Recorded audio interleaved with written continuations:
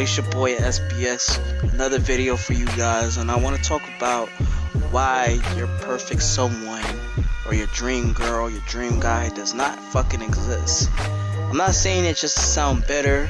I'm not saying it just to sound like I'm pushing your hopes up, but 9 out of 10, a lot of people don't end up pretty much finding the perfect someone because in reality everybody's different in life, where people would fall in love with the image or could have fallen in love with somebody's aspects, but it's not really 100% on how it will fulfill you.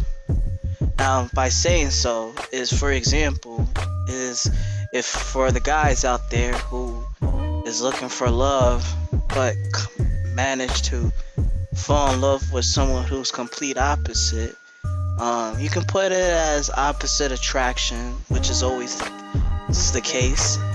But also too is that you when you fall in love with somebody or you manage to catch some feelings about somebody, and then it's like when you get to know somebody, eventually it's a lot different from how you thought this person could have continued to be, because sometimes either somebody kind of switched up based on just playing games or just the way they are, or they just change naturally changing, excuse me.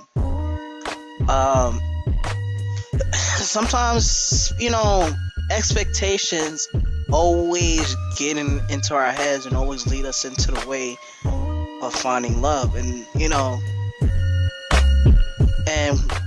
next thing you know, our expectations do not meet.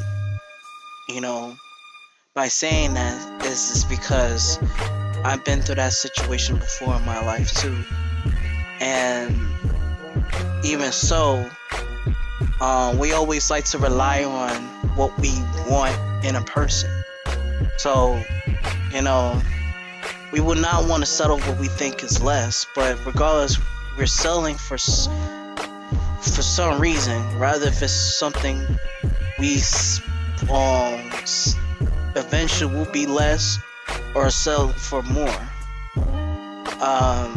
I can't really say what we're selling for, because when you're in love, it's like nothing else really matters at this point, or nothing could be greater to the extent when it comes to love.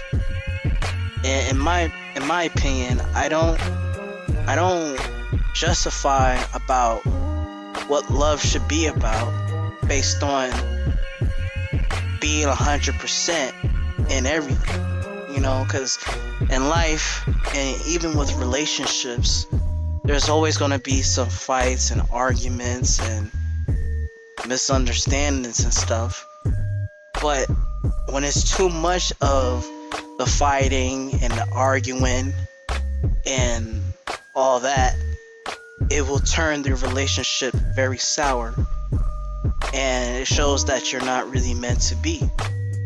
I think, yes, compatibility is a go show. Is a go, because you find someone you can really adapt to, and has the similar values in life. Now, with that said and done, even if you feel like you're compatible with somebody, you still feel like you're not 100% on other things, about certain hobbies, certain opinions about things, or how they adapt to hanging out with friends, family, stuff like that. And I'm not saying that everything is always got to be 100% adaptable on everything, but like I said, people's ideas of expectations and standards get them fucked up, especially with women. And by saying so is that women will build a whole bunch of shit, a list of what they want in a guy, But you feel though is that you don't feel like, you know, for women it's not enough where if you meet a guy and a guy is missing one or two or some other things in your list, you automatically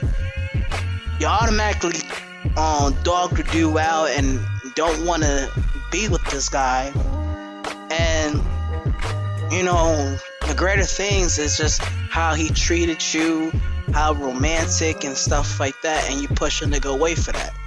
Well, for the guys, I think, yeah, guys can do the same thing too. I know I have.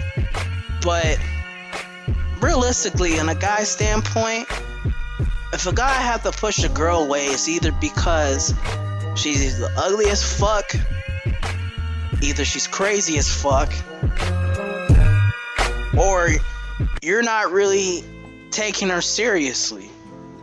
Honestly, yeah.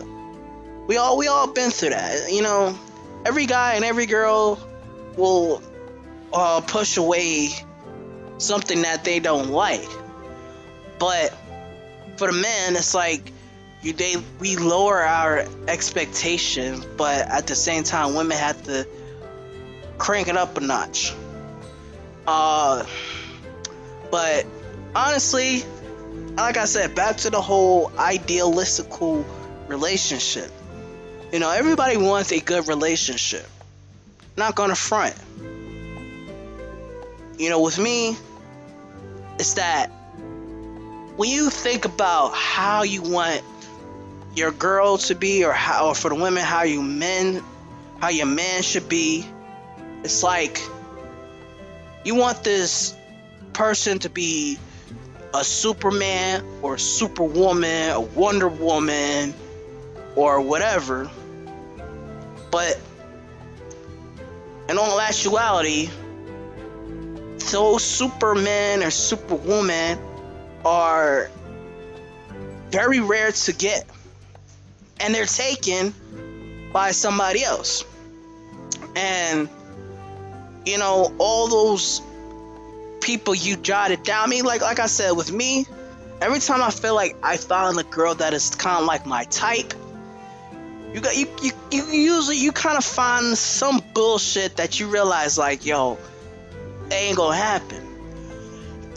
But most of the times when you find a girl or a guy who is perfect, one reason is always that they can be taken. You know, because all the good people that you find as your type is taken. But all we left is either people we're not really compatible with, or the people that we should give people a chance to date, and you really never know that you was that compatible, you know? When it comes to love, when it comes to dating, it's pretty much Pandora's box. You know, it's like you open a box and you pick what you see, or you look at what you see. It's like a jack in a box, and you know, shit hits the fan. So, you know, I'm not saying that we shouldn't dream about what we want in a guy or what we want in a man, but just think of it in a reality run. Like, have a reality check for yourself. You know, be realistic about what you're getting yourself into, or what are you seeing in society and what you see around your environment. So, you know, even if you're single, excuse me, even if you're single and you're not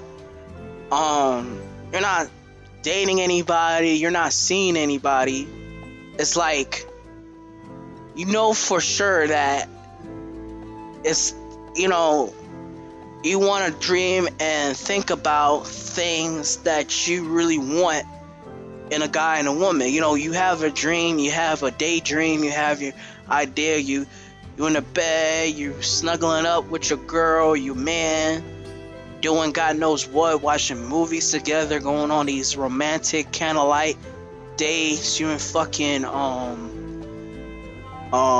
in vacation somewhere, like in France or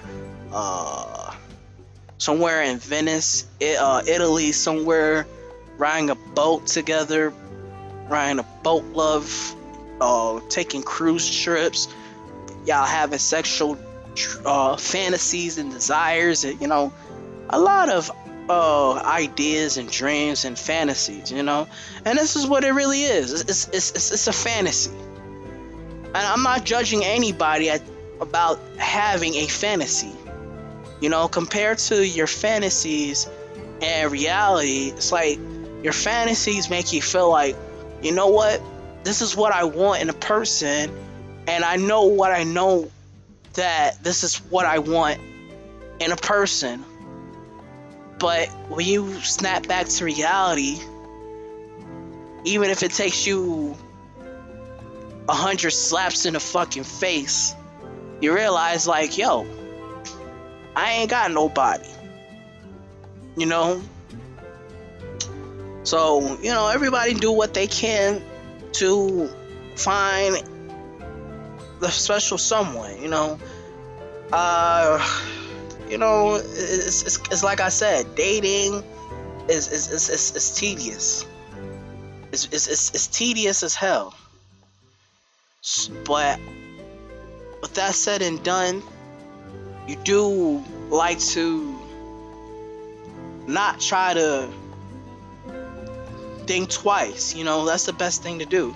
And if you manage to find the special someone in your life, then it goes to show that this is what it's meant to be for you, and make sure you don't let go until time will tell. So, love is sometimes it's forever, sometimes it's not.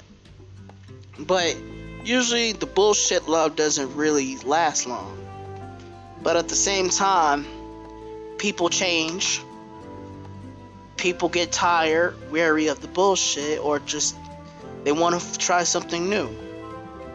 Sometimes some people don't know how to stay committed, so they want something brand new and fresh. So, when I say that is because, think about it. There's so many divorce rates. There's so many cheating people in a relationship. So, that's just an idea that, having a soulmate, what you think is your soulmate, kind of doesn't really exist.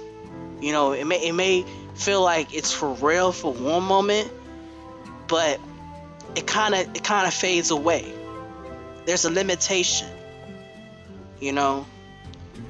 But again, I'm not trying to scare anybody. I'm not saying that, you will never find love. This is not that. Sometimes love comes in the weirdest, strangest way that you don't know when you see it. You probably meet somebody that you at least expect, but at the same time, there's always a level of love where you gotta see how long this person's been around. If this person made it to a month or 2 or 3 to a year to a decade, and y'all grow old together, it's always a level. But when it comes to love, it's always a level. Depends on the difficulty level. If it's either is it on easy, is it on medium, is it on hard, is it on super hard? Question is that do you manage to survive it? And would you not give up? Would you repeat and start again, or just call it quits? That's the concept of love. And your ideal love doesn't really give you too many ideas about what will occur in reality, because your fantasies doesn't relate to your reality, because your fantasies don't detail about arguments or any other type of situations that are bad, you know, any type of temptation, you know, your fantasy doesn't really give. It's always giving you the good stuff, the kissing, the loving, the caressing, the sexual desires, and something that ain't what you want, then things that really do occur in everyday life. So I'm not, like I said, it goes back to saying I'm not a love guru. This is just my little 2 cents here. I'm saying is that when something is too good to be true, damn it, you best believe it is too damn good to be true. So, you know, don't, what I'm saying is, when you find love, make sure it's real. And if it's something that is artificial or it is an illusion, don't push your luck. That's all I'm saying. Love comes in the weirdest way, shape, size, and form to everybody's mind and heart, and it depends on how it reciprocates. So anyways, I'm done here. Please leave a comment on the comment section below how you think about this topic. Like and subscribe to the channel. SBX wrapping this shit up. Thanks for watching. Peace the fuck out.